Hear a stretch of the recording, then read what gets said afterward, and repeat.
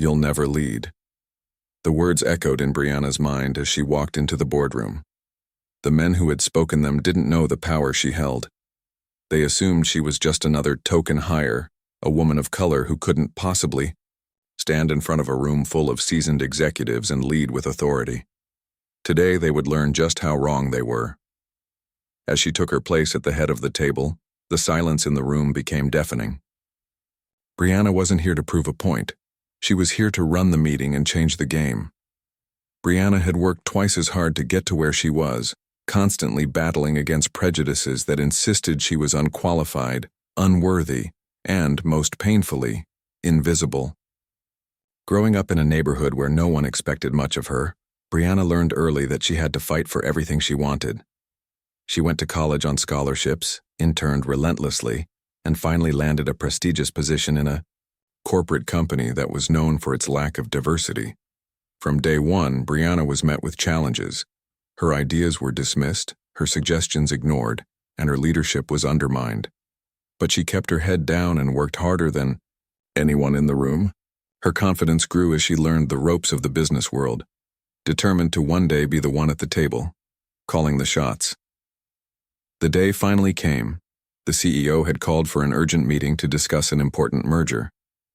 Brianna had been selected to present her proposal, a proposal that could either make or break the deal. She walked into the room filled with powerful white men, each older than her by decades, each one used to running the show. They expected her to falter, to slip, to be too nervous to lead. But Brianna wasn't just ready, she was prepared to redefine what leadership looked like.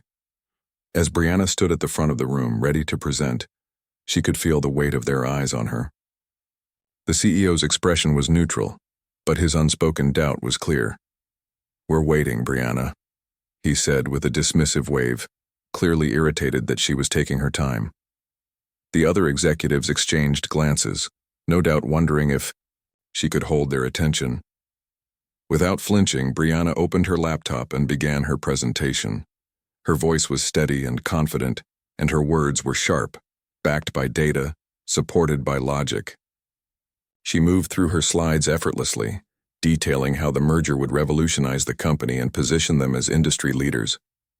The executives began to shift in their seats as they realized she wasn't backing down.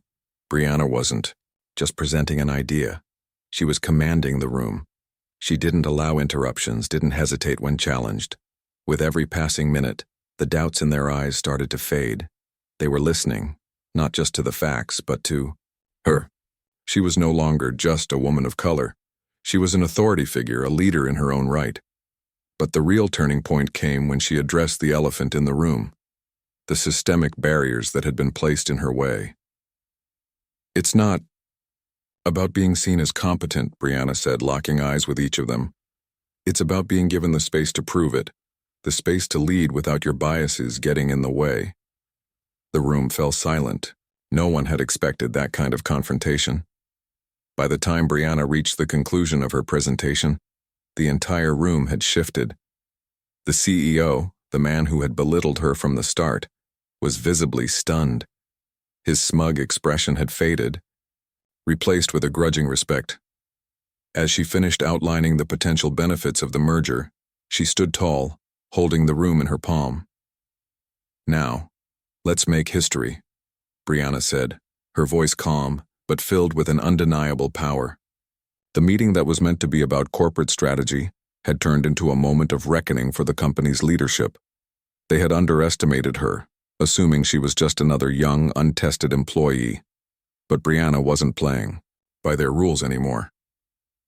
The CEO took a long pause, glancing at the other executives and then back at Brianna. The silence in the room was thick.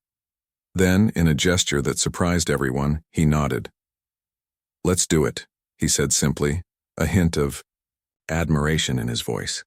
The other executives followed suit, agreeing to the proposal. Brianna had done what no one thought was possible. She had led them to a solution, forced them to confront their biases, and shown them that leadership doesn't come in one form.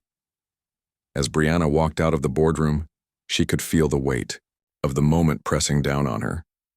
She had not just led a successful meeting, she had led a change. The executives who once doubted her were now in awe of her.